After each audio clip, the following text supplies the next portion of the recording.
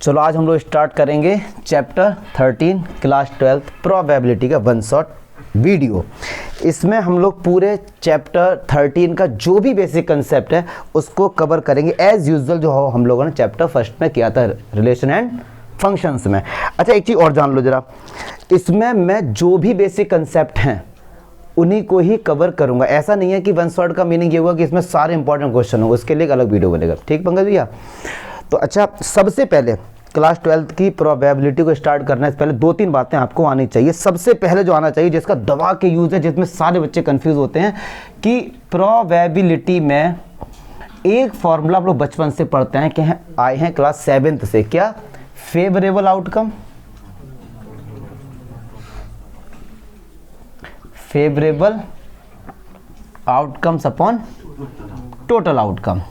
ठीक है, बट एक चीज जो हमसे छुपाई गई थी क्या, कि ये फॉर्मूला भाटी, ये फॉर्मूला तभी अप्लाई होता है जब इक्वली लाइकली आउटकम्स होते हैं। जब क्या होते हैं?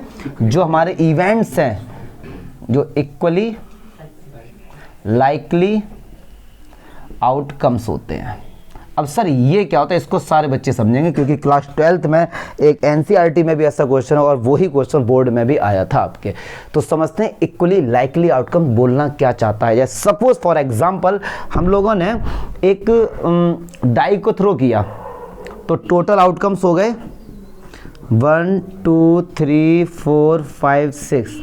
ठीक है, टोटल आउटकम्स कितने हो गए? 6 हो गए। अच्छा जो पहला होता है, दूसरा, तीसरा, इनको बोलते हैं सैंपल पॉइंट्स। ये पहला सैंपल पॉइंट हो गया, ये दूसरा सैंपल पॉइंट हो गया, ये तीसरा हो गया, चौथा हो गया। तो अगर कोई आपसे पूछे कि 1 आने की प्रोबेबिलिटी क्या होगी तो 1/6, क्योंकि 1 कितनी बार? एक बार है और टोटल कितने? 6 है। अच्छा 2 आने की 1/6। बहुत से बच्चे इसको 2/6 लिख देते, नहीं 2 कितनी बार आया है? एक बार ना। ऐसे 3 आने की, 4 आने की। तो जितने भी सैंपल पॉइंट्स होते हैं अगर हर किसी के आने की प्रोबेबिलिटी इक्वल होती है ना, उसको हम लोग बोलते हैं इक्वली लाइकली आउटकम्स। और वहीं पर ये फॉर्मूला हमारा वर्क करता है, वहीं पर ही करेगा। फॉर एग्जांपल आपसे किसी ने कहा कि आपने एक डाई को थ्रो किया है, उसके ऊपर इवन नंबर्स आ जाएं। तो इवन हम चाहते क्या है? इवन नंबर, मतलब फेवरेबल आउटकम। हम चाहते हैं इवन नंबर ऊपर आ जाए। इवन नंबर कितने? 1 2 3 और टोटल कितने? तो ये फॉर्मूला हमने लगा दिया। बट कंडीशन ये है कि जब जितने भी हमारे सैंपल पॉइंट है हर किसी के आने की प्रोबेबिलिटी क्या होती है? इक्वल होती है। ठीक है भैया? अच्छा काफ़ी क्वेश्चन ऐसे हैं, अब आपके दिमाग में तुरंत एक क्वेश्चन आएगा कि सर एक क्वेश्चन ऐसा बताइए कि जिसमें इक्वली लाइकली नहीं है। ठीक है, कई सारे एग्जाम्पल हैं आपको, कई सारे। एक छोटा सा एग्जाम्पल लेते हैं। देखो आपसे बोला गया कि आप एक कॉइन को टॉस करो तो पक्की बात है या तो हेड आएगा या फिर टेल आएगा। ठीक है, कह रहे हैं अगर हेड आता है, सुनना ध्यान से, मैं इसको लिख के भी बताऊंगा, अभी केवल बेसिक समझा रहा हूं। कह रहे हैं एक कॉइन को आपने टॉस किया, या तो हेड आएगा या फिर टेल आएगा। कह रहे अगर हेड आता है तो उस कॉइन को दोबारा से थ्रो करो, लेकिन अगर टेल आता है तो एक डाई को थ्रो करो, तो एक डाई को थ्रो करो। अब समझना सारे बच्चे, अब कॉइन है, ये मान लो कॉइन है, कॉइन को हमने टॉस किया, या तो हेड आएगा या फिर टेल आएगा। सही बात है। कह रहा है अगर हेड आया तो एक कॉइन को थ्रो करो, अगर हेड आया तो फिर से कॉइन को थ्रो किया, या तो हेड आएगा या फिर टेल आएगा। कह रहे अगर टेल आया तो उसके हाथ में एक डाई है, कह रहे डाई को रोल कर दो, लेकिन डाई को जैसे ही रोल किया तो कितने आउटकम? कह रहे भैया इसके सैंपल स्पेस लिखो। कह रहे इसके सैंपल स्पेस लिखो। बहुत ही सिंपल, कैसे लिखेंगे? जब हेड आया तो हेड जैसे ही आया तुरंत आपने एक कॉइन को थ्रो किया, तो या तो HH होगा या फिर HT होगा। क्या चमका? बहुत सही बात। अब जब ये है तो T1 T2 T3 T4 T5 और T6। क्लियर है? क्लियर है? पक्की बात है। फिर आगे क्वेश्चन बोल रहा है कि दोनों के ऊपर हेड आ जाए, इसकी प्रोबेबिलिटी क्या है? समझना बात को ध्यान से। ये क्वेश्चन दिया था, पूछा गया कि दोनों के ऊपर हेड आ जाए, इसकी प्रोबेबिलिटी क्या है? तो हेड कितनी बार है दोनों पर? एक बार। और टोटल कितने? 1 2 3 4 5 6 7 8। बट आपके अकॉर्डिंग इसका आंसर 1/8 आना चाहिए, लेकिन 1/8 गलत है। क्यों सर गलत है? समझो। अब समझो गलत क्यों है। अगर एक कॉइन को आपने थ्रो किया तो हेड आने की प्रोबेबिलिटी 1/2, दूसरे वाले हेड आने की 1/2 मल्टीप्लाई किया तो इसका आंसर कितना आया? इस सैंपल पॉइंट का आंसर कितना आया? 1/4। ऐसे ही इस सैंपल पॉइंट का आंसर कितना आया, लेकिन इसका देखो डियर कितना आया, जब एक कॉइन को थ्रो किया है तो टेल आने की प्रोबेबिलिटी और 1 आने की 1/6, तो आंसर कितना आया, इस सैंपल पॉइंट के आने की प्रोबेबिलिटी 1/4, इसकी 1/4, इसकी 1/12 है, तो ये वाला फॉर्मूला अब नहीं लगेगा। ठीक है, तो ये क्वेश्चन इंपॉर्टेंट क्वेश्चन भी मैं क्वेश्चन कराऊंगा, जिन बच्चों को भी कम समझ आया एक क्वेश्चन के थ्रू होगा, बहुत अच्छे से समझ आएगा। तो इक्वली लाइकली आउटकम को समझना बहुत जरूरी था, और इस वीडियो में आपको केवल इतना बताया जाएगा जिससे आपके जो 8 नंबर हैं वो पक्के हों। नॉलेज वाली कोई ज़्यादा प्रूफ वाली बात नहीं होगी, वो सारे मैंने भैया पहले से ही करा दिए हैं। ठीक है, वरना बताने को तो इसको आपको काफ़ी चीज़ें ऐसी हैं जो आपको बता रही, जैसे रैंडम एक्सपेरिमेंट क्या होता है, इवेंट्स क्या होते हैं, सैम्पल स्पेस का, तो कुछ नहीं जाएगा इस पर, अब हम लोग जाएंगे ही नहीं। जो मतलब जिससे आपके नंबर ज़्यादा आ जाएँ, कोशिश ये है कि उसको कवर करेंगे। ठीक है सर, क्या ये बात समझ आ गई? चलिए जी, डस्टर था देना भैया। अब क्लास 12th का सबसे पहला टॉपिक है कंडीशनल प्रोबेबिलिटी। क्या है जी? Conditional probability. मतलब क्या हुआ, मतलब अभी तक यार हमने जितने भी क्वेश्चंस किए थे क्लास 11 तक, जितने भी क्वेश्चंस किए थे उसमें कोई कंडीशन नहीं थी, कोई भी कंडीशन नहीं थी, लेकिन यहाँ पे क्या आ गया, कंडीशन आ गई। ठीक है, और जो सबसे बड़ी समस्या आती है प्रोबेबिलिटी, मैंने कई बार ये एक्सपीरियंस किया है बच्चों को कि सर हम समझ नहीं पाते हैं कि इसमें बेस थ्योरम लगेगी या कंडीशनल लगेगी या मल्टीप्लिकेशन थ्योरम ऑफ प्रोबेबिलिटी लगेगी या थ्योरम ऑफ टोटल प्रोबेबिलिटी लगेगी। ये मतलब डाउट्स होते बच्चों को कि कौन सा इसमें लगेगा, तो धीरे धीरे समझना। हाँ, दिक्कत तो मुझे स्टॉप कर देना। ठीक है, सबसे पहले पढ़ते हैं कि यार कंडीशनल प्रोबेबिलिटी क्या होती है। मतलब एक ऐसी प्रोबेबिलिटी जिसमें कोई कंडीशन आ जाए। ठीक है, जैसे कह रहे हैं कि भैया एक फैमिली है, पहला क्वेश्चन अगर हम लोग पढ़ते हैं, एक फैमिली भैया, उनके पास 2 बच्चे हैं, कितने? हम 2। ये स्लोगन कब आया था बताओ? 1983 में इंदिरा गांधी ने दिया था, हम 2 हमारे। पक्की बात है? हटना जरा, ये पैर पे हटा जरा थोड़ा सा। चलिए, अच्छा अब देखो, जैसे ही पता लगा कि यार एक फैमिली है, उनके यहाँ 2 बालक हैं, तो सैंपल स्पेस क्या होंगे? हो सकता है दोनों लड़के हों, हो सकता है दोनों लड़कियां, हो सकता है पहला वाला क्या हो, बॉय, अगला वाला। इसके अलावा कोई डाउट? तीसरा जेंडर दिमाग में नहीं लाएंगे। इट इज गिवन दैट, अब गिवन सुनो, क्या गिवन क्या है? इट इज, जैसे ही पता लगा कि भाई साहब कुछ गिवन है, समझ लो ये क्वेश्चन कंडीशनल प्रोबेबिलिटी का बन गया, क्योंकि इसमें एक कंडीशन लगा दी ना। कह रहे हैं गिवन क्या है कि एटलीस्ट 1 बॉय, कम से कम उनके पास एक लड़का तो है। पक्की बात है? अच्छा, फिर पूछा क्या कि what is the probability that both are boy. इस क्वेश्चन को मैं थोड़ा सा कनेक्ट करने की कोशिश कर रहा हूँ। जैसे आपके पड़ोस में एक फैमिली आई है, आपने नोटिस किया, करते ही नॉर्मल लोग, कौन आया कौन, छत पे जब टहलते हैं तो लोग नोटिस करते हैं। तो आपने देखा यार, कई बार देखा यार, लड़का तो दिखा तुम्हें लड़का तो दिखा है, तुमने भाई इनके एक लड़का तो है, इनके यहाँ एक लड़का तो है, भले ही वो बंदा दुखी है, लेकिन वो कह रहा है कि एक लड़का तो है। कह रहे हैं क्या संभावना है कि जो 2 बालक हैं ना, दोनों बॉय होंगे। समझो, किसी ने कहा कि इनके 2 बालक हैं, आप जितनी बार छत पे आपने नोटिस किया यार लड़का है, तो ये तो पक्का लड़का है। अब दूसरे बालक के बारे में आपको इन्फॉर्मेशन नहीं है, आपने कहा यार पता नहीं कौन है वो। ठीक है, तो अब आप जानना चाहते हैं कि वो 2 जो बालक हैं, इनके पास दोनों बॉय होने चाहिए। पक्की बात है? तो जिसकी प्रोबेबिलिटी पूछी जाती है उसको ई से इंडिकेट करते हैं, बोथ आर बॉय। और ऐसा कोई हार्ड एंड फास्ट नहीं, किसी से भी इंडिकेट कर सकते हो। अच्छा, और जो गिवन है उसको एफ से इंडिकेट कर दो, आप ए से कर दो, किसी। It is given that at least 1, कम से कम क्या एक लड़का है। अब सुनो, हमसे पूछा है ई की प्रोबेबिलिटी पूछी है और एफ हो चुका है, इस तरीके से इसको लिखते हैं। ठीक है, तो इसका फॉर्मूला क्या होता है, जो इन दोनों में जो कॉमन है वो और जो गिवन होता है उसकी प्रोबेबिलिटी से डिवाइड करते हैं। नियम ये कहता है कि सर ये कहाँ से आया, बहुत अच्छी बात है, सबके कंसेप्ट है, लेकिन अब इस पर नहीं जाएंगे कहाँ से आएगी। जिसकी प्रोबेबिलिटी पूछी जाती है उसको पहले लिखते हैं और जो गिवन होता है उसको बाद में लिखते हैं। ठीक है सर, अब देखो बोथ आर बॉय, तो इसके अंदर भैया कौन सा सैंपल पॉइंट आएगा, बीबी, यस और नो। कह रहे हैं कम से कम एक लड़का, ये क्या है, गिवन है, तो एक लड़का इसमें भी है, इसमें भी है और इसमें भी है, तो बी बी, पी जी और जी बी। ठीक है सर, पक्की बात है। चलिए अब हमको प्रोबेबिलिटी फाइंड करनी है ई इंटरसेक्शन एफ की, क्लियर है। तो एक बात सुनो, ई और मैं इधर लिख देता हूँ, जो इधर लिख देता हूँ, ठीक है। ई और एफ में कॉमन क्या है पंकज भैया? बी भी कॉमन है? कॉमन क्या है? बी भी कॉमन है, ठीक। तो सुनो सुनो सुनो, कोई बात नहीं कोई बात नहीं।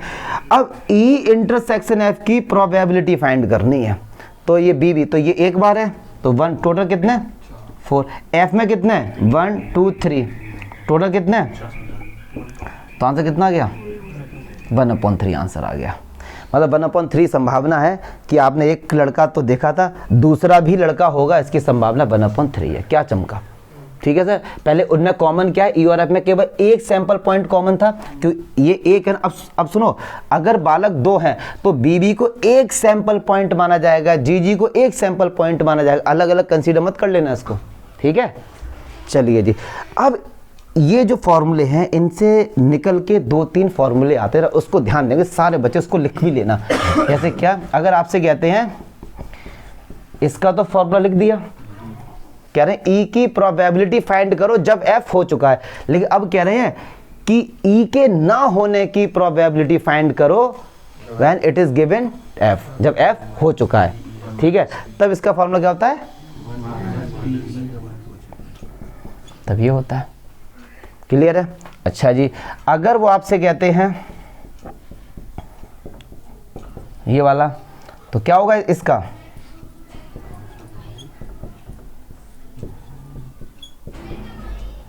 मुझे नहीं लगता इसमें कोई डाउट होगा, पक्की बात है सर।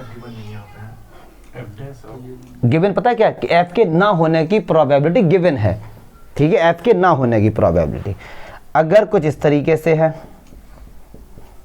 ई के ना होने की प्रोबेबिलिटी फाइंड करो जबकि एफ के ना होने की प्रोबेबिलिटी का गिवन है, ठीक है। कंफ्यूज मत होना, ये रखे रखे क्वेश्चंस आते हैं, बट आपको फॉर्मूले याद होने चाहिए इनके, और वो मैंने सारे नोट्स में आपको दे भी दिए थे, क्लियर है।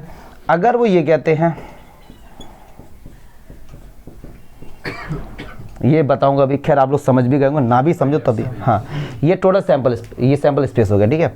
अगर वो कहते हैं पी एफ एफ या पी ई ई, तो ये क्या है 1, ठीक है, हाँ जी, ठीक है ना। हाँ, ये आपको याद रखने हैं कम से, क्योंकि इस पे put the value get the answer वाले क्वेश्चन आते हैं, रखे रखे ऑब्जेक्टिव में आएंगे या फिर ये आपके आएंगे केस स्टडी में, पक्की बात है भैया।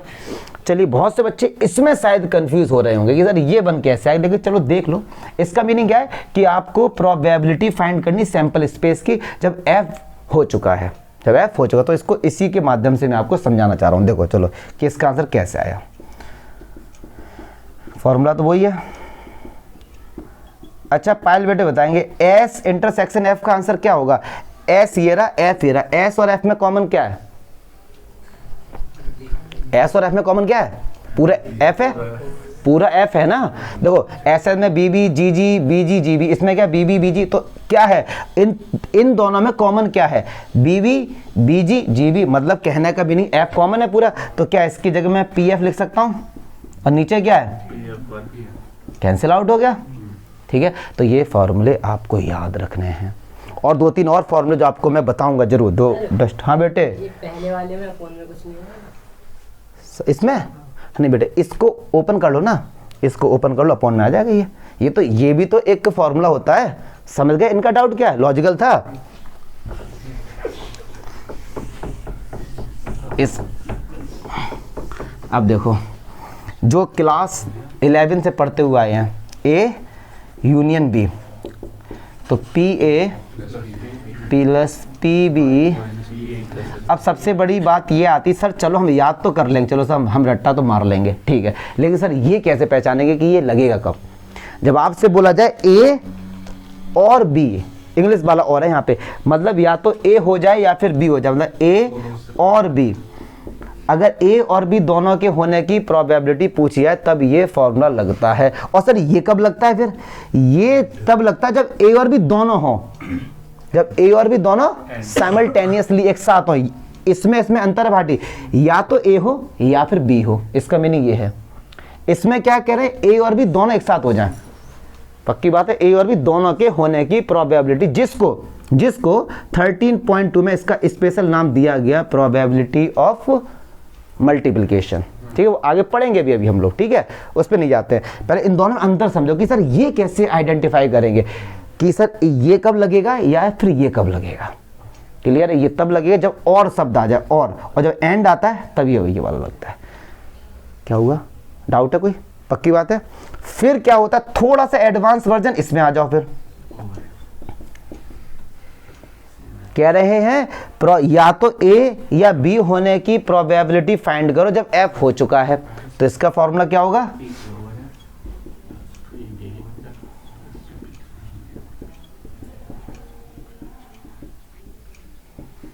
यस और नो। ये तो भैया फॉर्मूले जो आपको इस सब मैंने नोट्स में आपको लिख दी, ये आपको तो फॉर्मूले तो याद एटलीस्ट होने चाहिए। ठीक है, अगर ये फॉर्मूले आपको याद, और ये 11वीं क्लास के हैं, कोई ज़्यादा भयंकर, ये सब 11वीं क्लास का ही कंसेप्ट है हमारा। तो इन पे जब क्वेश्चंस होंगे ना तब और ज़्यादा आपको क्लियर होगा। बट वन शॉट में मैं सारे फॉर्मूले तो कम से कम लिखा ही देता हूँ, आप इसे तो याद कर ही लो। क्या पता ऑब्जेक्टिव में यही फॉर्मूला ही दे दें कि बताओ सही है गलत है या जो भी कुछ है, पक्की बात है। तो अब हम लोग दूसरा क्वेश्चन करने जा रहे हैं।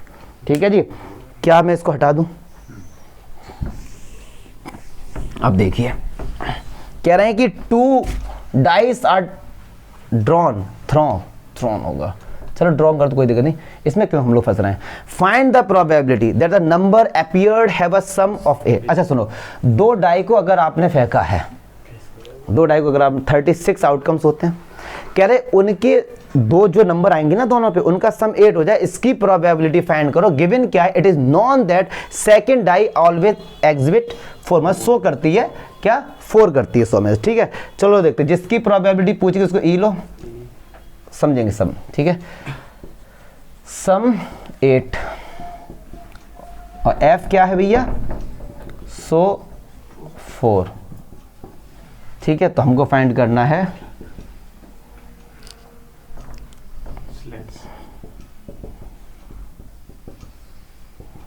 ठीक है सर, ये हमको फाइंड करना है। चलिए अब देखते हैं ई और एफ में कॉमन क्या है। अच्छा ऐसे तो नंबर या हम लोग बता सकते हैं, जब 2 डाई को थ्रू गया उनका सम कितना हो जाए, 8 आ जाए। एक तरफ से चलते हैं, 2 से हो जाएगा 2,6, 3 से क्या होगा 3,5 और 4,4, 5 पे जाओ 5,3 और 6,2, यही तो नंबर्स होंगे जिनका सम 8 होगा। कह रहे हैं कि अच्छा एफ के लिखो कि एंड में तो भाई साहब 4 आएगा, सेकंड टाइप होता है एंड में 4 आएगा, तो 1,4, 2,4, 3,4 और तो नहीं कोई बनेगा, बताओ जरा, नहीं बनेगा और कोई। अच्छा ई और एफ में कॉमन क्या है, ई और एफ में कॉमन सुनो, ई और एफ में कॉमन क्या है, एक ही था बस कॉमन, ये और तो कुछ कॉमन नहीं है, तो इसमें केवल एक आया। टोटल आउटकम कितने हैं 36। अच्छा एफ में कितने हैं, एफ बोलते हैं 1 2 3 4 5 6, 6/1/6 प्रोबेबिलिटी आ गई। थोड़ा अगर बेसिक आता है तो आपको ये सारे आएंगे प्लीज़, लेकिन डाउट बताना यार। अगर आपको लग रहा है कि सर आप थोड़ा फास्ट कर रहे हैं तो अब यार मुझे बताओ, फिर ज़्यादा बताओ। देव खटारिया बताओ क्या दिक्कत तुम्हें लग रही है, इसमें कुछ लगी तो बताओ, देखो और बताओ। भाटी बोलो यार, आपने डाउट तो बोलो कि सर ये डाउट हो रहा है मुझे, तो फिर मैं उस पर वर्क करूँ, क्योंकि मुझे लग रहा है ये सब सिंपल है तो मैं फास्ट पढ़ा रहा हूँ। आर्यन सैनी कुछ नहीं समझ आया, कुछ नहीं आया, अच्छा लक्ष्य श्वेत नहीं आया, चलो ठीक, ऐसे में पॉज करता हूँ। दूसरा ये यार नया, चलिए आ जाइए। अब देखो एक और क्वेश्चन लिया, बेसिक सा लिया है ये कि हम लोगों ने कंडीशनल प्रोबेबिलिटी का क्वेश्चन है। ठीक है, अब कह रहे हैं कि पी ए की वैल्यू ये है, पी बी की वैल्यू ये है, और ये सब आपको फाइंड करना। तो जो इस टाइप के होते हैं, इस टाइप के फॉर्मूले जान लो जरा कैसे होते हैं। हाँ बेटे कुछ नहीं दिख रहा, सच्ची क्वेश्चन नहीं दिख रहा, हाँ बहुत अच्छा। तो अरे एक्चुअली मैं ये ठीक है, चलो अब देख लो यार, एक क्वेश्चन देख लेते हैं। हाँ ये पी ए दिया गया है, पी बी दिया गया है और पी ए प्राइम बी दिया गया और इसकी वैल्यू आपसे फाइंड करने को बोला। अब छोड़ दो मल्होत्रा, अब देख लो 3/8 है। चलो देखते हैं। अच्छा अब सुनो सुनो सुनो, प्लीज प्लीज प्लीज छोड़ो। जब कभी इस टाइप के क्वेश्चन पूछे जाए आपसे, इसको सारे बच्चे ध्यान से समझ लेंगे, ध्यान से। अगर ये है और ये है,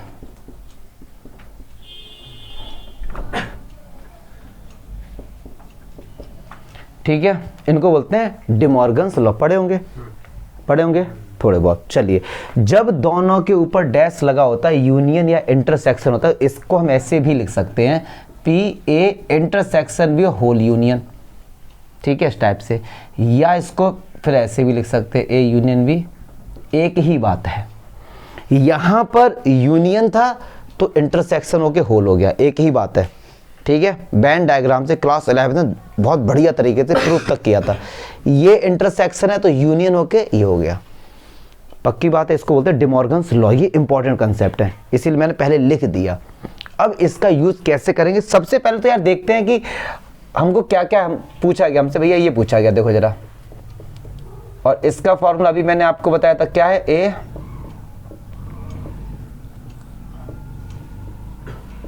यस और नो, यही तो हुआ। और ये तो फॉर्मूला मैंने अभी बता दिया आपको भैया, ये रहा देखो। तो ये इसको हम कैसे लिखेंगे, पी ए, अच्छा पी बी डैश को क्या 1 माइनस पी बी लिख सकते हैं, बिल्कुल लिख सकते हैं, बिल्कुल लिख सकते हैं। ऐसे ही ए यूनियन बी डैश को भी 1 माइनस लिख सकते हैं ना। चलो इस फॉर्मूले का तो यूज हो गया। चलिए, तो इसको भी हम लिख सकते हैं 1 minus probability of A union B, और ये हो गया 1 माइनस पी बी। अच्छा जी, इसका फॉर्मूला अभी बता चुके हैं, पी ए यूनियन बी का क्या होता है, P A plus P B minus P A intersection B upon 1 minus P B. अब एक बात सुनो, माइनस के अंदर एंट्री कराते हैं, तो ये प्लस का है तो माइनस, प्लस का है तो माइनस, और ये ठीक है सर। चलिए सारी वैल्यू, अच्छा इसकी वैल्यू कितनी गिवन है, 0.5, ठीक है। चलिए 1 माइनस पी ए की वैल्यू क्या है 0.6, माइनस पी बी की वैल्यू क्या है 0.2। अच्छा ए इंटरसेक्शन बी की वैल्यू क्या, नहीं पता, 1 माइनस पी बी क्या है 0.2। इस अच्छा ये निकालना है, मैंने इसकी वैल्यू शायद पुट कर दी, ठीक है। ऐसा ना रिफ्लेक्शन सा हो रहा है। अब ऐसे एक्स को दूंगा मैं और क्या करूं। तो अब प्रॉब्लम ये आ रही पहले बेटे कि पी ए इंटरसेक्शन भी कैसे फाइंड करें। तो भाई साहब ये दिया गया तो इसका भी कुछ ना कुछ तो यूज होगा, तो बस यहाँ से आ जाएगा। तो ये हो जाएगा P A upon P B. तो पी ए इसकी वैल्यू कितनी है 0.5, और इसकी वैल्यू तुमको फाइंड करनी है। अच्छा पी बी कितना भैया, पी बी है 0.2, तो इसका मल्टीप्लाई हम लोग कर देंगे तो आंसर क्या आएगा 0.5 इंटू 0.2। तो ये क्या होगा 5 2 जा 10, 0.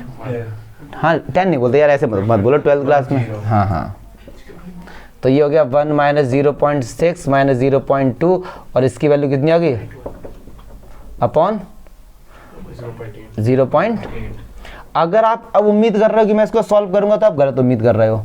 अब ये केवल कैलकुलेशन है, कंसेप्ट पे जाओ यार। केवल ये मैं 12th क्लास में आके अब ये सोच रहे हो कि मैं ये भी आपको करके दिखाऊं, तो आप गलत सोच रहे हो, ठीक है, क्योंकि टाइम कंज्यूमिंग है, लॉजिक खत्म हो गया। डाउट बताओ देव इसमें कहाँ पर लगा के। अगर देखो यार प्रोबेबिलिटी में फॉर्मूले याद हैं आपको तो दिक्कतें बहुत कम होने वाली है। चलिए अच्छा भैया, अगला टॉपिक है 13.2 में मल्टीप्लिकेशन थ्योरम ऑन प्रोबेबिलिटी। अब सारे बच्चे 10 मिनट के लिए एकदम शांत होकर तरीके से समझेंगे, ठीक है। कॉपी पेन सब कुछ बंद कर दो, और मुझे तो दो पहले डस्टर, ये रहा, ठीक है। अब ये सारा सब कुछ बंद करो और सामने देखो बस, क्योंकि आप लोगों के जो ये डाउट्स हैं कि सर आइडेंटिफाई नहीं कर पाते हैं। चलिए जी अच्छा, मल्टीप्लिकेशन थ्योरम ऑन प्रोबेबिलिटी क्या बोलती है, इसको अभी एकदम देसी तरीके से हम लोग समझेंगे, एकदम देसी तरीके से, ठीक है। बोलती है एक्चुअली में ये कहती है कि जब दो या दो से अधिक इवेंट के एक साथ होने की प्रोबेबिलिटी फाइंड करनी हो। जैसे फॉर एग्जांपल आपसे बोला गया कि भैया एक बॉक्स है, बॉक्स में कुछ रेड बॉल्स हैं, कुछ ग्रीन बॉल्स हैं, कुछ वाइट बॉल्स हैं, तो अगर आपने 3 बॉल एक साथ निकाली, तो कितने इवेंट हुए? 3 हो गए। तो मतलब दो से अधिक इवेंट जब एक साथ होते हैं तो उस थ्योरम का नाम है मल्टीप्लिकेशन थ्योरम ऑन प्रोबेबिलिटी। पक्की बात है? ठीक है सर। अच्छा, एक बात सोचो कि एक बॉक्स है या एक अर्न है, उसमें कुछ बॉल पड़ी हुई हैं। देखो सपोज मैंने कहा कुछ रेड बॉल है, कुछ ब्लैक बॉल। समझेंगे बात को ध्यान से। तो कह रहे हैं आपने 2 बॉल निकालनी। जब एक से अधिक इवेंट होते हैं तो प्रोबेबिलिटी में उसे 2 टाइप में डिवाइड किया गया। बड़े प्यार से समझेंगे। एक का नाम है सक्सेसिवली, मतलब एक एक करके, और एक साइमल्टेनियसली। पक्की बात है? आगे का डॉट डॉट आप समझ गए होंगे। साइमल्टेनियसली और सक्सेसिवली। अब इसको भी 2 पार्ट में डिवाइड किया गया है। सक्सेसिवली को क्या? विद रिप्लेसमेंट और विदाउट रिप्लेसमेंट। ये बहुत लॉजिकल बात है, इस पे बच्चे बहुत कंफ्यूज होते हैं, इसलिए समझना। इसको मैं समझाऊंगा। विद रिप्लेसमेंट और विदाउट रिप्लेसमेंट मतलब क्या हुआ सर इसका? उससे पहले एक बात और बता दें, साइमल्टेनियसली और विदाउट रिप्लेसमेंट एक ही बात होती है, और इसी को ही बोलते हैं मल्टीप्लिकेशन थ्योरम ऑन प्रोबेबिलिटी। और जो विद रिप्लेसमेंट होता है, इसको बोलते हैं इंडिपेंडेंट इवेंट। अभी सब बताएंगे, पहले बस रफली आपको बता रहा हूं। इंडिपेंडेंट इवेंट बोलते, भूलना नहीं। अब इसका पहले मीनिंग समझते। सर ये क्या बता रहे हो आप? साइमल्टेनियसली या विद रिप्लेसमेंट, विदाउट रिप्लेसमेंट, मतलब क्या हुआ? आपके पास 2 कॉइन है, 2 कॉइन हैं हाथ में, उनको एक साथ उछाल दो और तब उनके सैंपल स्पेस लिखो, या एक एक करके आप 2 कॉइन को उछालो, सैंपल स्पेस लिखो, कोई भी फर्क नहीं पड़ेगा। इसको ट्राई भी कर लो यार। जैसे आपके पास 2 कॉइन है, दोनों को एक साथ टॉस किया, हो सकता है दोनों पर हेड टेल हेड, यही सब आएगा। और 2 कॉइन है, एक एक करके फेंको। जैसे एक फेंका, मान लो हेड आ गया, दूसरा फेंका टेल आ गया, HT हो गया। तो सैंपल स्पेस में कोई भी फर्क नहीं पड़ता, पहले तो ये जान लो। ठीक है? अच्छा सर। अच्छा, अब आती बात, इनमें बड़ा अंतर है विद रिप्लेसमेंट और विदाउट रिप्लेसमेंट। मतलब क्या हुआ? एक बैग है हमारे पास, उस बैग में 10 रेड बॉल्स हैं और 5 ग्रीन बॉल्स हैं। कह रहे आपने एक बॉल निकाली, वो ग्रीन बॉल है मान लो, तो ग्रीन बॉल की प्रोबेबिलिटी क्या होगी भैया? 5/15। समझना बात को ध्यान से, ठीक है? अंतर समझेंगे, अभी अंतर समझेंगे। एक बॉल निकाली जो ग्रीन है, उसके आने की मतलब PG, उसके आने की प्रोबेबिलिटी हो गई 5/15। अच्छा, विदाउट रिप्लेसमेंट का मीनिंग क्या था? कि जो बॉल निकाली है उसको दोबारा उसके अंदर नहीं डाला है। ठीक है? तो ये हो चुका। अब दोबारा से हमने एक बॉल निकाल ली और वो भी ग्रीन बॉल है, तो अब उस ग्रीन बॉल की प्रोबेबिलिटी क्या होगी? तो सुनो, 5 थी, एक निकल चुकी 4, टोटल बॉल पहले 15 थी, अब कितनी हो गई? फर्क पड़ा ना? ठीक। अब इसी एक्सपेरिमेंट को दोबारा करते हैं विद रिप्लेसमेंट। समझिए, हमने क्या किया? एक बॉल निकाली, वो ग्रीन बॉल है, तो आंसर आएगा 5। जो बॉल निकाल ली हमने, देखी ग्रीन है, दोबारा उसके अंदर डाल दी, मतलब विद रिप्लेसमेंट, निकाल के दोबारा से उसको रिप्लेस कर दे, फिर डाल दी। अब एक बॉल निकाल ली है, अब मैंने कहा वो भी ग्रीन है, इसकी प्रोबेबिलिटी क्या होगी? 5/15, सेम ही होगी ना। फिर इसको देखा, फिर से इसके अंदर डाल दिया। तो जब कोई चीज विद रिप्लेसमेंट होती है तो उसकी प्रोबेबिलिटी के आंसर में कोई भी फर्क नहीं पड़ता, वो इंडिपेंडेंट है, वो फ्री है, वो किसी पे डिपेंडेंट नहीं है। इसीलिए इसको बोला जाता है विद रिप्लेसमेंट को इंडिपेंडेंट इवेंट। क्या चमका? पक्की बात है? और अभी जो लिखा था, अगर मैं बात करता हूं डियर विदाउट रिप्लेसमेंट की, सारे बच्चे ध्यान से समझेंगे। पहली ग्रीन बॉल और दूसरी ग्रीन बॉल, समझेंगे सारे बच्चे। जब पहली ग्रीन बॉल आई तो आंसर क्या है? 5। अगली जो ग्रीन बॉल आई तो उसका आंसर 4। ये 4/15 क्यों हुआ? क्योंकि ये इसके अकॉर्डिंग बदला ना। एक बॉल निकल चुकी, ये इस पे डिपेंड था, दूसरा इवेंट पहले वाले इवेंट पे डिपेंड था ना, तो इसको डिपेंडेंट इवेंट के नाम से भी जाना जाता है। पक्की बात है? ठीक है? तो 2 बॉल एक साथ अगर कोई बोलता है या बोलता है एक एक करके विदाउट रिप्लेसमेंट, एक ही बात होती है, क्योंकि ऐसा प्रोबेबिलिटी में माना गया है कि 2 बॉल एक साथ आप निकाल ही नहीं सकते। आपने जरूर पहले किसी एक को टच किया होगा, भले ही आप 2 बॉलों को एक साथ लेकर आए हो, लेकिन जब आपने अंदर हाथ डाला तो आपने पहले एक फिर दूसरे को लिया, ऐसा माना गया है उसमें प्रोबेबिलिटी में।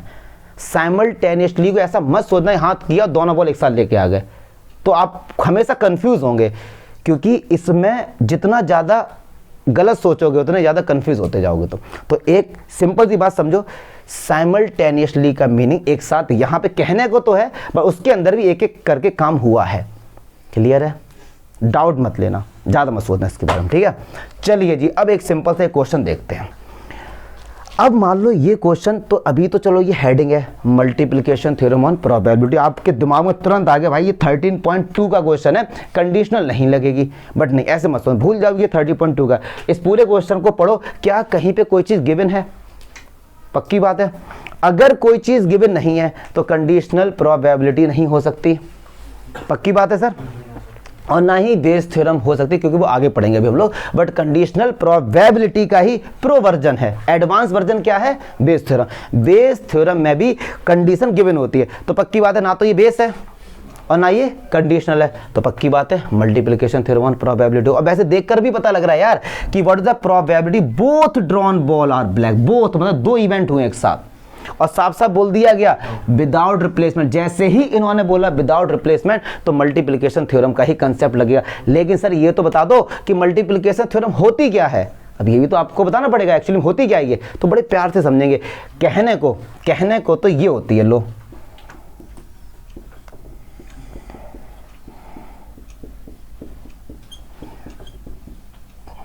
कहने को ये होती है, लेकिन ये कुछ नहीं है, बकवास गिरी है ये बता कहाँ से निकल के आया? ये जो कंडीशनल प्रोबेबिलिटी पड़ी थी उससे निकल के आया है। अब आप कहेंगे सर अभी आप कह रहे थे इसमें कंडीशन नहीं है, सही बात है यार, और फिर भी इसमें कंडीशनल लग रही है, तो बस इसी को समझेंगे, बड़े ध्यान से समझेंगे। ई इंटरसेक्शन एफ का मीनिंग समझो, दो इवेंट के होने की प्रोबेबिलिटी। पक्की बात है सर? तो पहले एक हुआ होगा, क्योंकि मैंने अभी बोला चंद लम्हों पहले मैंने बोला कि दिमाग में ऐसा मत लेके चलना कि साइमल्टेनियसली का मीनिंग एक साथ होता है, यहाँ पर उसके अंदर भी एक एक करके ही होता है। तो कह रहे हैं ई और एफ दोनों इवेंट एक साथ हो जाएं, तो पहले कोई ना कोई तो हुआ होगा। मैंने कहा मान लो पहले ई हो गया, लेकिन क्वेश्चन किसका है? विदाउट रिप्लेसमेंट का। ई हो गया, अब कौन सा होगा? एफ। तो जब एफ होगा तो ई का तो फर्क पड़ेगा ना उस पर, जो ई हुआ है उसका तो फर्क पड़ेगा ना इस पे। या फिर ऐसे बोल दो कि पहले एफ होगा और अब कौन सा होगा? ई होगा। तो जब ई होने गया है तो वो एफ को नोटिस करेगा कि भैया एफ से क्या हम पे फर्क पड़ा है। ये बात समझ नहीं आ रही है? अभी जैसे बता रहा था आपको, मैं भी बता रहा था कि एक बॉल ग्रीन निकाली, जब दूसरी ग्रीन बॉल गए तो पहले वाले का फर्क पड़ा था ना, इसीलिए नीचे 14 हुआ था, फर्क तो पड़ा ना उसका। तो इसका मीनिंग क्या है? ई तो नॉर्मल हो गया, पहला कोई, जब दूसरा इवेंट होने गया है तो पहला हो चुका, उसका फर्क पड़ता है इस पे। क्या हो गया? क्या हुआ? मत बोलो, जोर क्यों दे रहे हो इतना? चलो अब सुनो ध्यान से। विदाउट रिप्लेसमेंट है, छोड़ो, विदाउट रिप्लेसमेंट है, फर्क पड़ा ना। लेकिन अगर ये कहते, इसी क्वेश्चन में अगर कहते विद रिप्लेसमेंट है, अब समझेंगे सर, फिर सर इसका आंसर क्या होता? तो सुनो, सारे बच्चे सुनेंगे, फिर इसका आंसर क्या होगा? पीई। और जैसे ही एफ होने गया है तो ई हो या ना हो उसका कोई भी फर्क नहीं पड़ता, सिंपल सा आंसर हो गया। क्योंकि जब विद रिप्लेसमेंट है तो ई जब हुआ है और जब एफ होने जा रहा है तो एफ एकदम इंडिपेंडेंट है भाई साहब, ई से उसे कोई लेना देना नहीं, मतलब फ्री है। क्योंकि जो बॉल निकाली वो हमने वापस रख दी। अभी भी टोटल नंबर ऑफ बॉल 15 से, और ग्रीन बॉल अभी भी 5 की 5 ही है। यस और नो? तो जब कभी भी इंडिपेंडेंट इवेंट आता है तो ई और एफ दोनों की प्रोबेबिलिटी इस तरीके से फाइंड करते हैं। क्या? चमका। क्लियर है सर? फिर लेकिन हो सकता है 3 इवेंट एक साथ हो जाएं, ये भी पॉसिबिलिटी है। तब सर कैसे करेंगे? तो अगर विदाउट रिप्लेसमेंट में, चलो इसको लिख लेना, अगर विदाउट रिप्लेसमेंट में 3 इवेंट एक साथ होते हैं, जैसे ए, तो पहले तो आंख बंद करके एक तो होगा कोई ना कोई। जब बी होने गया है तो ए का फर्क पड़ेगा, और जब सी होने गया है तो ए और बी दोनों का फर्क पड़ेगा। यस और नो? क्योंकि विदाउट रिप्लेसमेंट है। अगर भाटी विद रिप्लेसमेंट होते तो बहुत ही बच्चों वाली बात है, तो P A into P B into P खत्म, क्योंकि इन पे कोई फर्क नहीं पड़ता। जब ए हुआ है और जब बी होने जाएगा, ए का कोई लेना देना नहीं उससे, इंडिपेंडेंट भाई सब उससे। क्या मैं समझा पा रहा हूं? अगर कभी क्वेश्चन आता कि प्रूफ करो कि ये इंडिपेंडेंट इवेंट है, तो उनकी अलग अलग प्रोबेबिलिटी का मल्टीप्लाई करो, वो इसके बराबर आती है, तो भैया इंडिपेंडेंट है। क्वेश्चंस भी करेंगे हम लोग, चिंता मत करो, पर कंसेप्ट समझो, कंसेप्ट समझो। क्लियर है? कि मल्टीप्लिकेशन क्यों बोला गया, मल्टीप्लिकेशन का मतलब एक से ज़्यादा इवेंट है और जब उनको निकालते हैं तो भैया मल्टीप्लाई कर रहे हैं यार हम लोग, ठीक है, कोई डाउट, ये याद रखना, विदाउट रिप्लेसमेंट और साइमल्टेनियसली एक ही बात होती है। अभी मैं इस क्वेश्चन को करके दिखाऊंगा अभी, लेकिन कंसेप्ट समझो, इसमें 90% लॉजिक होता है, प्रोबेबिलिटी में सॉल्यूशन कुछ नहीं होता है इनका, ठीक है।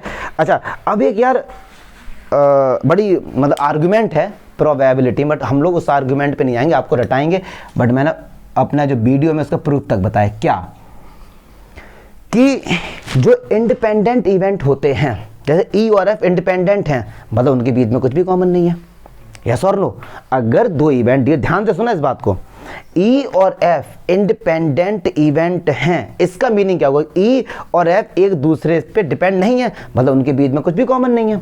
और एक और नाम हमने सुना है म्यूचुअली एक्सक्लूसिव, उनमें भी क्या होता है, उन दोनों में कुछ भी कॉमन नहीं है। फिर मैं थोड़ा सा रिकॉल कराऊं, जो बात मैं बताने जा रहा हूं ये क्लास 12th की ही है और इस पर बड़ा आर्ग्यूमेंट है, बहुत से बच्चे समझ नहीं पाते, इसलिए मैंने उसका वीडियो बना रखा है, बट आप उससे अभी मत देखना, अभी केवल नंबर ला दो, ठीक है, नॉलेज के लिए बहुत पढ़ेंगे हम लोग। कहने का मीनिंग क्या है, अगर ई एंड एफ किसी ने कहा कि ये इंडिपेंडेंट इवेंट हैं, ठीक है, मतलब इनके बीच में कुछ भी कॉमन नहीं है, मतलब ई और एफ में कुछ भी कॉमन नहीं है, मतलब फाई, और इसी को क्लास 11 में बोला गया म्यूचुअली एक्सक्लूसिव। एक्सक्लूसिव का मतलब होता है अलग अलग, इन दोनों में कुछ भी कॉमन नहीं है। लेकिन जब प्रोबेबिलिटी आगे बढ़ी और बोला गया कि इंडिपेंडेंट इवेंट और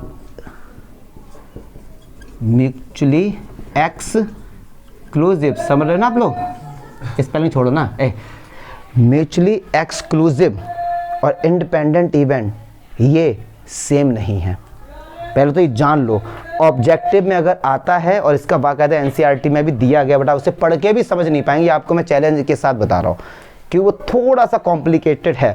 तो आप समझो पहले इंडिपेंडेंट इवेंट और म्यूचुअली एक्सक्लूसिव दिखने में और उसकी अंडरस्टैंडिंग लगभग ऐसी है कि सेम है, बट वो सेम नहीं है, बट वो सेम नहीं अगर ऑब्जेक्टिव में आता है या आपके केस स्टडी में आता है कि क्या ये दोनों सेम हैं, तो आप लिखे आएंगे ये दोनों सेम नहीं है, बस इतना ही आप समझ लो, ठीक है। इससे ज़्यादा एनसीईआरटी में थोड़ा सा एग्जांपल समझाने की कोशिश की है।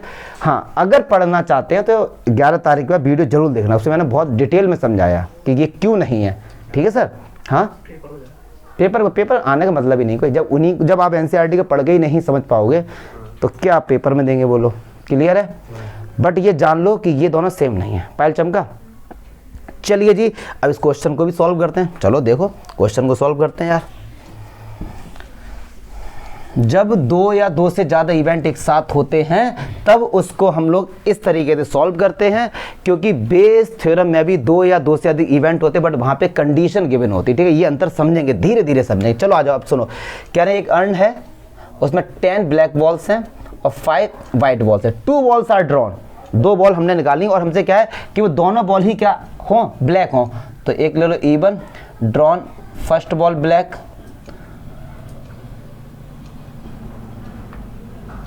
और E2 क्या है, सेकंड बॉल इज ब्लैक। ये दोनों हो जाएं, इसका मतलब यार यही तो पूछा गया है मेरे भाई, यही तो पूछा गया है ना, ये दोनों हो जाएं। अच्छा, और विदाउट रिप्लेसमेंट का क्वेश्चन था, ये किसका था भैया, विदाउट। तो इसे कैसे लिखेंगे, एक बॉल तो हम कैसे भी निकाल सकते हैं, जब दूसरी बॉल हम निकाल लेंगे E2 तो इसका फर्क पड़ेगा E1 पे, क्या चमका। तो PE1 मतलब पहली बॉल ब्लैक हो, टोटल ब्लैक बॉल कितनी है, इनटू, अब दूसरी जो ब्लैक बॉल गई है पहला वाला हो चुका, उसका फर्क पड़ेगा, क्यों, उस बॉल को निकाल के फेंक दिया, एक ब्लैक बॉल यहां से जा चुकी है। तो अब ब्लैक बॉल कितनी रह गई, 9, तो 9/, दिस इज योर आंसर। जो भी कुछ है सॉल्व कर लेना। अच्छा, इसी क्वेश्चन को क्लास 11th की तरह भी सॉल्व कर सकते हैं। देखो कैसे, पहली बॉल निकाली वो क्या हो, ब्लैक बॉल कितनी थी, 10, तो 10 C1, टोटल कितनी 15 C1। याद आ रहा थोड़ा बहुत, चलो छोड़ो, कंफ्यूज ना हो कि हाँ, छोड़ो कोई दिक्कत नहीं, आप ये समझो आराम से। अगर यहाँ पे विद रिप्लेसमेंट होता, क्या होता, तो कैसे सॉल्व होता, देखो पहली बॉल तो 10/15, फिर जो बॉल निकाली थी ना ब्लैक, उसको वापस इंसर्ट कर दिया, कोई फर्क नहीं पड़ा, वो भी क्या हो, 10/15, क्या चमका, दिस इज योर आंसर। ठीक है भैया, क्या बात समझ आ रही है ना? तो जब इवेंट दो या दो से ज़्यादा एक साथ होते हैं, लेकिन अंतर समझो ज़्यादा, क्या होगा, सेम ऐसा ही क्वेश्चन होगा कि 2-3 बॉक्स हैं, उनमें ये बॉल है, वो बॉल है, फलाना ढिमका बॉल निकाली गई है, कन्फ्यूज़न। यहाँ कहीं भी गिवन शब्द का यूज़ नहीं हुआ है, यहाँ कहीं नहीं बोला गया कि जो बॉल निकाली है वो ये है, ये पहले से ही पता, कहीं नहीं पता, कुछ नहीं बोला गया। ठीक है सर, चलिए अब नेक्स्ट टॉपिक देखते हैं जिसका नाम है बेस थ्योरम। देखो 1 घंटा भी और लगेगा। हाँ अजी हाँ नहीं, चलिए भैया अब पूरा फुल इंट्रो देखते हैं कि बेस थ्योरम का है। जब बेस थ्योरम पे हम लोग आते हैं, मतलब 13.3 एनसीईआरटी की बात करें, सबसे बड़ी कन्फ्यूजन जो बच्चों की यही रहती है कि कैसे पहचाने। ठीक है, चलो ये एक मैंने ये क्वेश्चन लिखा है, सारे बच्चे देखेंगे, बट उससे पहले समझ लो बेस थ्योरम है क्या। ये बेस जो बहुत बड़े मैथमेटिशियन थे, इनका सारा इतिहास मैंने बता दिया था कि ये जो है इसके जितने भी क्वेश्चंस होते हैं बेस थ्योरम से, ये कंडीशनल प्रोबेबिलिटी का एडवांस वर्जन होते हैं। मतलब क्या होता है, इनमें कंडीशन मिलेगी आपको, ठीक है भाटी, लेकिन कंडीशन के साथ साथ आपको चॉइस मिलती है। क्या मिलती है? चॉइस। जैसे जैसे जैसे कह रहे भैया 2 बैग हैं, समझेंगे। देखो बेस थ्योरम को समझाने के लिए आप कहीं भी जाके देखना, किसी बुक में भी या कहीं पर भी, समझाने का केवल एक ही बेसिक और सिंपल सा मेथड है, एक एग्जाम्पल के थ्रू आप समझाइए बच्चों को। अदरवाइज एनसीईआरटी में जैसा समझाया गया है ना फिगर के साथ, बच्चे बड़े कंफ्यूज होते हैं। तो चलो देखते हैं। कहते हैं यार एक बैग 1 है, ये रहा भैया बैग 1, इसमें 3 रेड बॉल्स हैं और 5 ब्लैक बॉल्स हैं। क्या चमका? दूसरा बैग है पंकज बेटे, 5 रेड बॉल्स और 6, ये हमारे पास है बैग 1 और ये है भैया बैग 2। क्लियर है जी? अच्छा, अब कह रहे हैं कि 1 ball is drawn at random from 1 of the bag. एक बॉल निकाली गई है, ठीक है, बताया नहीं है किस बैग से। इट इज फाउंड, जो बॉल हमने निकाली है, टू बी रेड, जो बॉल हमने निकाली वो क्या है? रेड। मतलब कंडीशन दे दी कि जो बॉल निकाली है वो क्या है? रेड है। एक चीज गिवन हो गई ना, तो जैसे ही हमको पता लगा गिवन है, दिमाग में तुरंत आया कि सर ये कंडीशनल प्रोबेबिलिटी का क्वेश्चन, बेस का नहीं है। अब समझो बेस का क्यों है ये।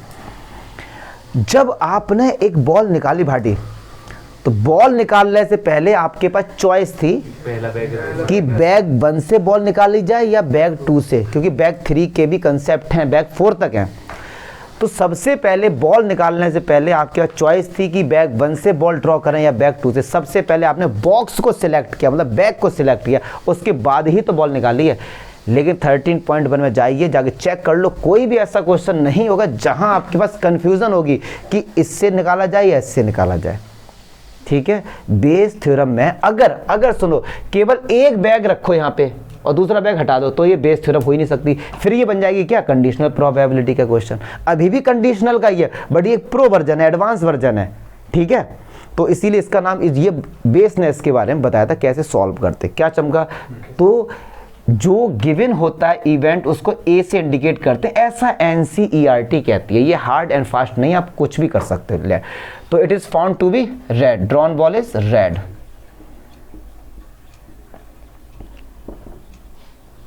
ठीक है, अच्छा आगे बढ़ते हैं। कहते हैं कि find the probability that it was drawn from the back second. क्या संभावना है कि वो बैक सेकंड की बॉल होगी, क्योंकि रेड बॉल तो बैग 1 में भी है और बैग 2 में भी है। अब एक रेड बॉल है, क्या पता वो बैग 1 की हो, क्या पता वो बैग 2 की है। तो किसकी हमसे पूछी गई है? कि वो बैग 2 की होनी चाहिए। तो सबसे पहले बॉल को निकालने से पहले हमने बैग सिलेक्ट किए थे, यस और नो? तो even select bag 1, select bag, क्या बात समझ आई? पक्की बात है। हमसे पूछा क्या गया? हमसे पूछा गया है कि जो बॉल आई है वो किसकी हो? बैग सेकंड से हो, यही तो पूछा गया। लेकिन ए हो चुका है, यस और नो? यही तो पूछा गया ना। E2 मतलब वो किसकी हो भैया? बैग सेकंड सिलेक्ट हुआ हो, जो बॉल निकाली है किससे? बैग सेकंड से। और ये हमसे पूछा गया। अब नियम कहता है आपको तुरंत ही फॉर्मूले बनाने का बड़ा सिंपल तरीका है। आगे वाला लिख दो E2, फिर इसका एक बार उल्टा कर दो, बट अभी मैं लिखा रहा हूँ, इसको समझाऊंगा अभी। फिर टोटल आउटकम, टोटल में क्या हो सकता है कि बैग 1 सिलेक्ट हुआ हो और फिर और प्लस करके इसको चेप दो पूरा। बट ये रटाने वाली बात है, बट इसको समझाऊंगा।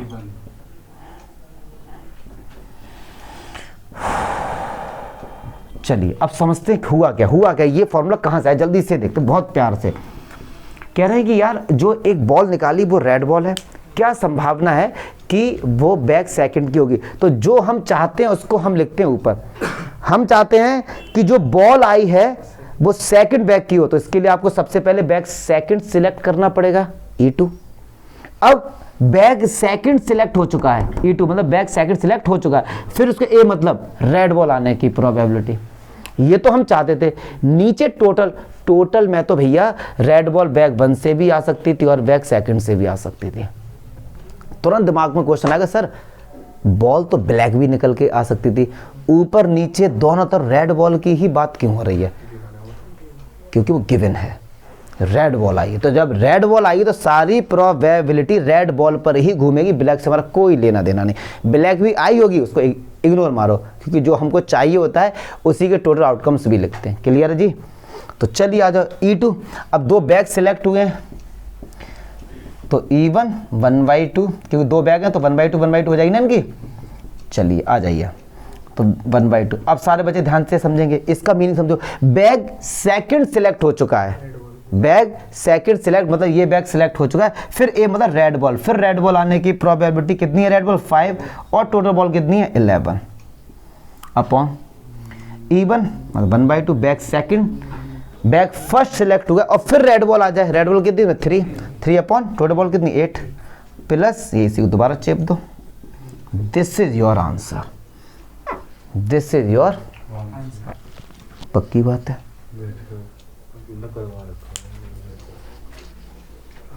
क्लियर है? बेस थ्योरम जब भी हम पढ़ते हैं तो एनसीईआरटी में आपको एक और मिलता है, थ्योरम ऑफ टोटल प्रोबेबिलिटी, उसे भी अभी मैं बताऊंगा। थ्योरम ऑफ टोटल प्रोबेबिलिटी वो भी बेस थ्योरम से काफ़ी मिलती जुलती है, वो भी आपके 30.3 में। बट इसमें आप बताइए कि सर बेस थ्योरम में ये हमको थोड़ी सी दिक्कत हुई। बड़ा ही सिंपल कंसेप्ट है, जो गिवन है उसको ए ऐड करो, E1 E2 करो, और ये कायदे में देखा जाए एक फॉर्मूला है, बट ये फॉर्मूला है नहीं, ये बहुत ही बच्चों वाली बात है। आप डाउट बताइए। बट जादौन, क्या ये बात क्लियर है कि इसमें बेस थ्योरम लगी क्यों? ठीक है। और जब हम लोग इंपॉर्टेंट क्वेश्चंस करेंगे तो उसमें और चीज़ें क्लियर होंगी। ये तो केवल बेसिक है ना, इसमें मैंने बहुत ही सिंपल एक क्वेश्चन लिया है बेस थ्योरम का। बेस थ्योरम पे अच्छे क्वेश्चन बनते हैं, एग्जाम्पलर के हम लोग करेंगे। ठीक है, तो पहले इसमें देखो जाए, इसमें कोई डाउट हो तो आप बताइए।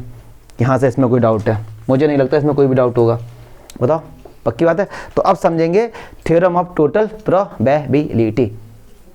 देखो प्लीज छोड़ो, बेस थ्योरम जो पढ़ी थी हमने उसी से मिलती जुलती एक और थ्योरम है जिसका नाम है थ्योरम ऑफ टोटल प्रोबेबिलिटी। मतलब सर हम ये क्यों ना, बच्चों को बड़ी कंफ्यूजन होती है, हम कैसे आइडेंटिफाई करेंगे? तो देखो यहाँ पर बात नहीं करो, बैग 1 बैग 2 बैग 3 चॉइस यहाँ पर भी आ गई, 3 बैग हैं, लेकिन उसमें और इसमें क्या अंतर है सर, हम कैसे पहचानेंगे? देखो इसमें कहीं भी कोई चीज़ गिवन नहीं है, जाकर देख लो, पूरा क्वेश्चन पढ़ लो।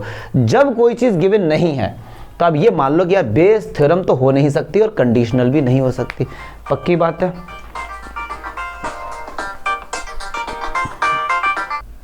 ठीक है, तो होता क्या कि इसमें कोई भी चीज़ गिवन नहीं है, ठीक है, और चॉइस यहाँ पर भी है कि बैग 1 बैग 2 कई सारे बैग हैं, तो बच्चे बड़े कंफ्यूज होते हैं। तो देखो सारे बच्चे ध्यान से समझेंगे। बैग 1 ये रहा भैया हमारे पास, इसमें 3 वाइट बॉल हैं, 5 ब्लैक बॉल्स हैं। नहीं बेटे बात नहीं करो यार। और बैग सेकंड जो है पंकज बाबू, इसमें 5 वाइट बॉल्स हैं और 3 ब्लैक बॉल्स हैं। और जो बैग 3 है इसमें 4 वाइट बॉल्स हैं, 4। अब कह रहे हैं अब bag is selected at random, एक बैग को सिलेक्ट किया गया है, कोई से भी एक बैग को, ठीक है, and a ball is drawn from it, एक बैग को सिलेक्ट किया पहले, फिर एक बॉल निकाल लिया।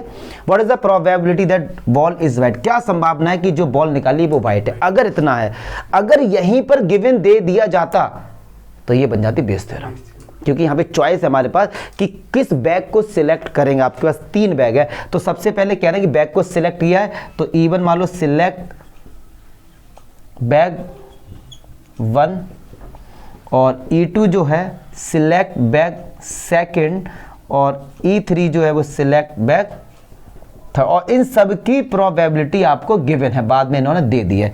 जो PE1 है डियर वो है 1/2 और PE2 जो है वो है 1/3। क्वेश्चन में सारा गिवन है।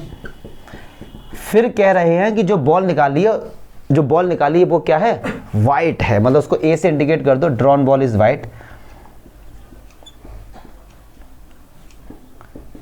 इसी की तो प्रोबेबिलिटी फाइंड करनी, मतलब हमको क्या फाइंड करना, PA, यस और नो, ये तो फाइंड करना। अब मानसी समझो बेटे, इन्होंने कहा है अब bag is selected at random, कोई भी एक बैग सिलेक्ट किया है। और आप एक बात ना सुनो, हर बैग में व्हाइट बॉल है, तो पता नहीं कौन सा बैग सिलेक्ट हुआ हो। तो हो सकता है कि उन्होंने पहला बैग सिलेक्ट किया, पहले बैग सिलेक्ट करने की प्रोबेबिलिटी E1। अब बैग सिलेक्ट हो चुका है, फिर कह रहे हैं कि उससे भी तो व्हाइट बॉल आ सकती है, तो व्हाइट बॉल मतलब A और E1 हो चुका है। या तो ये होगा, या फिर हो सकता है उन्होंने सेकंड बैग सिलेक्ट किया हो। पहले उन्होंने सेकंड बैग सिलेक्ट किया, फिर उसमें से व्हाइट बॉल आने की प्रोबेबिलिटी, यस और नो। या फिर हो सकता है उन्होंने बैग 3 सिलेक्ट किया हो और जब बैग सिलेक्ट हो गया फिर उसमें से व्हाइट बॉल आने की।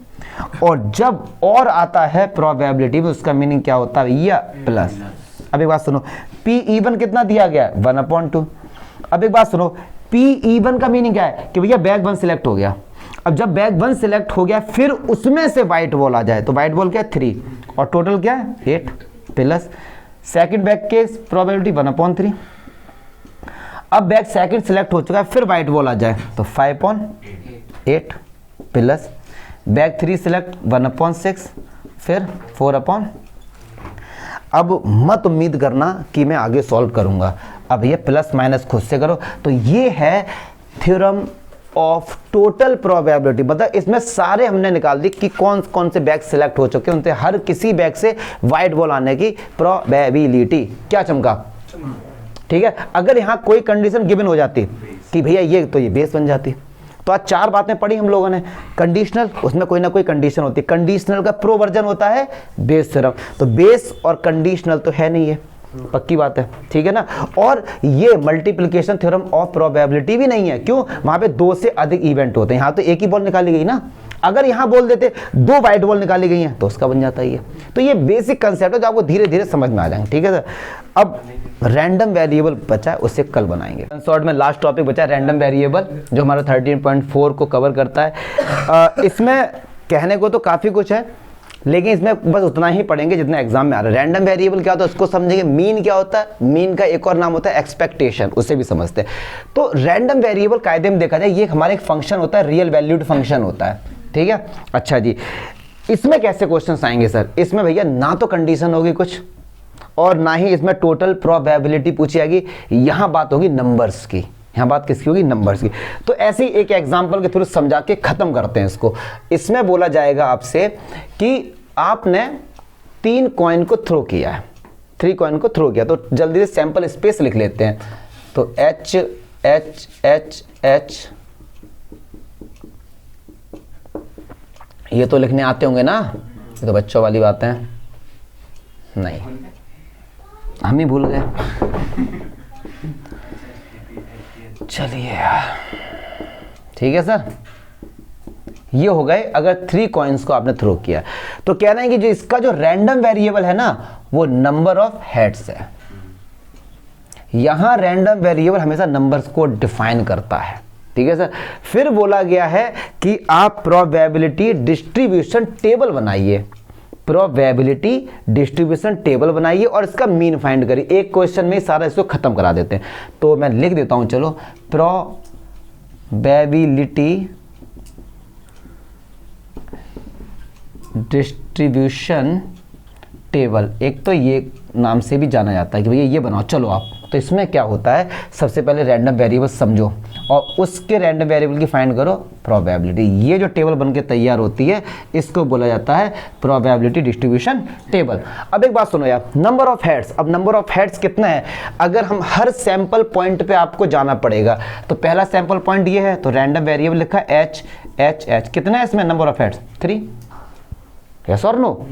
चलिए अब ऐसे एच एच टी में और एच टी एच में और टी एच एच है,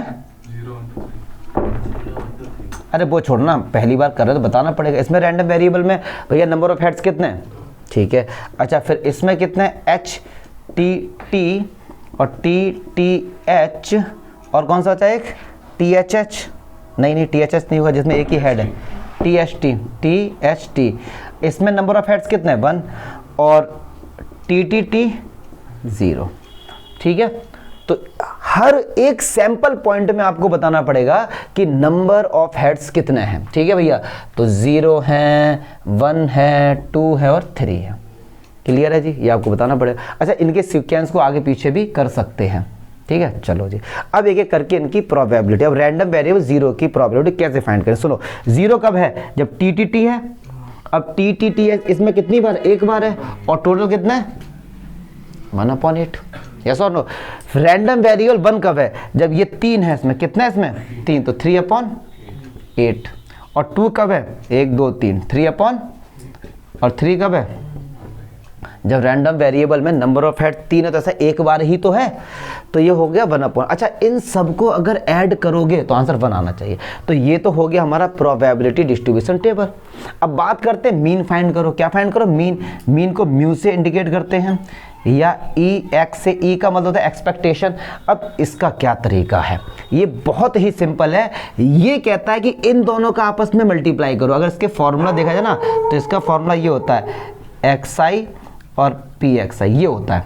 मतलब क्या हुआ, इन दोनों का आपस में करो मल्टीप्लाई और उनको ऐड कर दो, बस सिंपल सा होता है। तो चलो इनको ऐड करो, 0 का मल्टीप्लाई 0, 1 का मल्टीप्लाई 3/8 के साथ, 2 का मल्टीप्लाई 3/8 के साथ और 3 का मल्टीप्लाई 1/, बस इनको ऐड करके लिख देना तो हमारा मीन आ जाएगा। अच्छा एक ही और मीन आया, ये प्रोबेबिलिटी का मीन आया, इसका आंसर 1 से ज़्यादा, नेगेटिव पॉजिटिव कुछ भी हो सकता है। कंफ्यूज मत होना कि अगर कोई आपसे पूछे क्या मीन का आंसर 0 और 1 के बीच में आएगा, बिल्कुल नहीं आएगा, ये कुछ भी हो सकता है कि मीन निकालने हम लोग, ठीक है। अब एक वेरिएंस होता है, वो आउट ऑफ सिलेबस है तो पढ़ाने की कोई रिक्वायरमेंट है नहीं। वैसे वीडियो मैंने सारे बना दिए तो कोई दिक्कत इसमें, तो 1 शॉट खत्म बेसिक था। कल से धड़ाधड़ इंपॉर्टेंट क्वेश्चन होंगे, ठीक है। अब जा सकते हो, बज गए 8:30।